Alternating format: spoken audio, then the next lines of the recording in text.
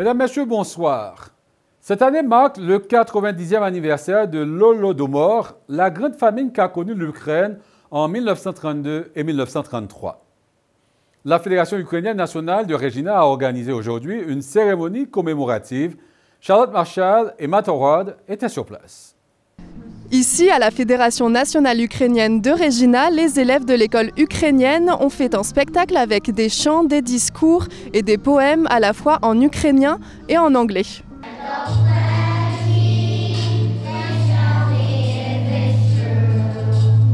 Certains enfants portaient sur eux des rubans bleus et jaunes aux couleurs de leur pays d'origine et des habits traditionnels. C'était un moment très important pour les familles ici, comme pour Andrei, sa femme Kristina et leur fille Emily, arrivée d'Ukraine en septembre 2022.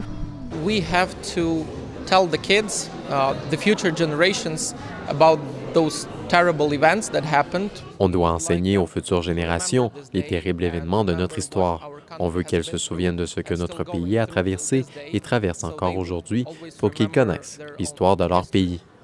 Dans leurs discours et leurs chants, les enfants ont abordé la notion de liberté. Une minute de silence a été observée pour les victimes de la Grande Famine.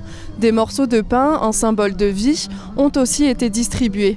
Pour la présidente de la Fédération nationale ukrainienne à Regina, cette commémoration faite par les élèves ukrainiens résonne d'autant plus avec le contexte actuel. Currently, we have over 50 students, and most of them are displaced children from Ukraine.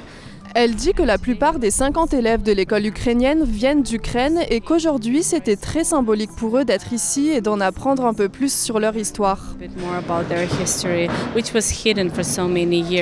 Cela fait 15 ans que la Saskatchewan reconnaît officiellement la semaine commémorative de Holodomor et ce fut la première juridiction en Amérique du Nord à la reconnaître. En cette journée internationale de l'Holodomor et en ce contexte particulier de guerre, c'est donc une journée particulière pour la communauté ukrainienne de Regina.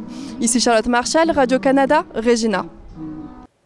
La Coupe Vanier 2025 se jouera à l'Université de Regina. C'est la première fois que cet événement sportif se déroulera dans la capitale saskatchewanaise et la deuxième fois dans la province. La finale 2006 s'est jouée à Saskatoon. L'édition 2025 à Regina de la Coupe Vanier coïncidera avec les 60 ans de ce championnat. Voilà, mesdames, messieurs, c'est ce qui conclut ce bulletin d'information. On se retrouve plus tard et d'ici là, bonne soirée.